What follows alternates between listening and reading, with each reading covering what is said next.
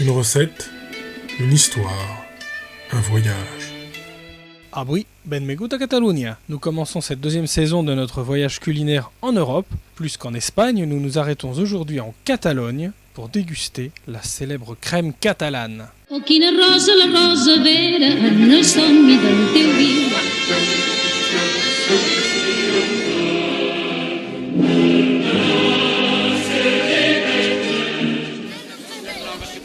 La crème catalane, cette gourmandise qui, telle notre crème brûlée, allie la fraîcheur de la crème au croquant du sucre caramélisé.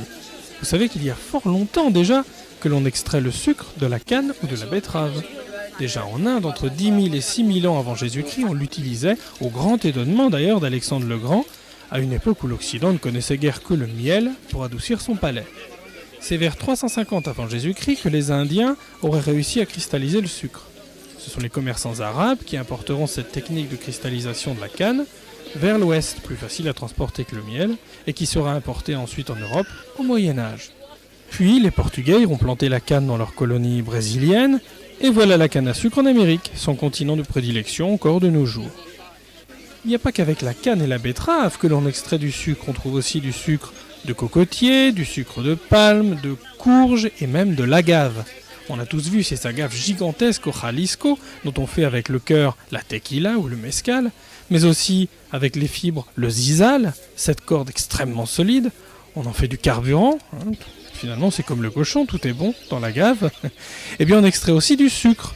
Mais revenons en Catalogne, donc le pays de Gaudi, de Dali, des Castellers ou encore du Barça, pour découvrir cette fameuse crème catalane.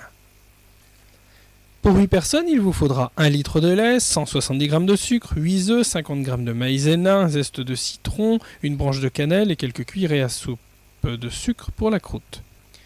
Faire bouillir le lait et le sucre avec la cannelle et le citron pendant 2 minutes. Dans un autre récipient, vous mélangez les jaunes d'œufs avec encore un peu de lait et la maïzena, vous mixez le tout.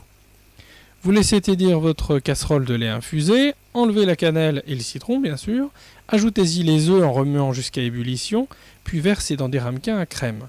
Laissez refroidir, puis saupoudrez de sucre et caramélisez-le à l'aide d'un petit chalumeau.